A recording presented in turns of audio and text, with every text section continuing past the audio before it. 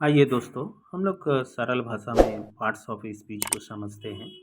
जैसे हम लोग बचपन में पढ़े होंगे कि पार्ट्स ऑफ स्पीच 8 प्रकार के होते हैं, लेकिन यहाँ पे आप देख सकते हैं कि 9 प्रकार के लिखा लिखा गया है। तो क्योंकि मैंने पहले भी प्रीवियस वीडियो में बताया गया कि भाषा काफ़ी गतिशील है।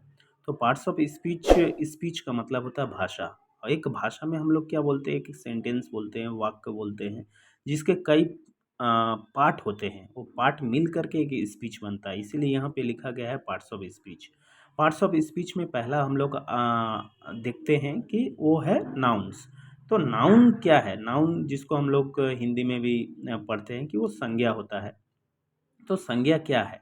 तो नाउन्स व संज्ञा refers to a person, animal, place और अ थिंग। तो नाउन में एक व्यक्ति आता है, या कोई एनिमल हो सकता है, कोई जगह हो सकता है, या कोई चीज़ हो सकता है। जैसे टीचर हो गया, बटरफ्लाई हो गया, ऑस्ट्रेलिया कंट्री का नाम है, वो बॉल हो गया। अब है कि प्रोनाउंस। तो प्रोनाउंस क्या है?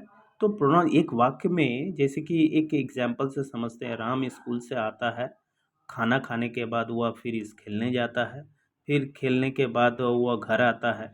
तो यहाँ पर देख सकते हैं कि राम एक बार यूज हुआ है, और उसके जगह पर यूज होने वाले वर्ड वह आया। तो वह आया, तो ये जो है वो संज्ञा के बदले में इस्तेमाल हुआ है, क्योंकि एक नाम को बार बार रिपीटेशन नहीं किया जाता है। कर सकते हैं, लेकिन वो सही नहीं माना जाता है। तो इसीलिए लिखा गया कि प्रोनाउंस जो है वो replaces a noun in a sentence, मतलब एक वाक्य में नाउन को रिप्लेस करते हैं। जैसे आई हो गया, ही हो गया, सी हो गया, it, we, you, him, her, they, me, us, them, myself. तो ये सब प्रोनाउंस होते हैं। वर्ब्स में आया जाए, वर्ब्स क्या है? वो क्रिया होता है। मतलब एक वाक्य में कोई कर्ता होगा, लेकिन वो क्या करेगा, एक्शन जो काम है, उसको हम लोग वर्ब कहेंगे। तो वर्ब जो है डिस्क्राइब्स एन एक्शन और अ स्टेट ऑफ बीइंग। जैसे eat, sit, jump, drink, am, is, are. खाता है, बैठता है, जंप करता है, पीता है, वहाँ है, यहाँ है माने होने का बोध हो रहा है। उसके बाद आता है एडवर्ब्स। एडवर्ब्स क्या होता है? जो क्रिया को क्वालिफाई करता है, मतलब क्रिया की विशेषता को बताता है, क्रिया को और मॉडिफाई करता है। तो एडवर्ब्स जो है वो describes how an action is done, मतलब काम कैसा हो रहा है, क्विकली हो रहा है, लेजीली हो रहा है, क्लियरली हो रहा है, वेल हो रहा है, इजीली हो रहा है। उसके बाद आता है एडजेक्टिव्स। एडजेक्टिव्स क्या करता है? डिस्क्राइब्स अ नाउन और प्रोनाउन। तो एडजेक्टिव्स जो है वो नाउन और प्रोनाउन को क्वालिफाई करता है, उसको मॉडिफाई करता है। Big, beautiful, tall, blue, smart. Ram कैसा है? तो बड़ा है। सीता कैसी है? तो सुंदर है, लंबी है। तो इस टाइप से प्रीपोजिशन उसके बाद आता है। प्रीपोजिशन क्या करता है? वाक्यों को जोड़ने में मदद करता है, और मीनिंगफुल वे में रिलेशन बताता है।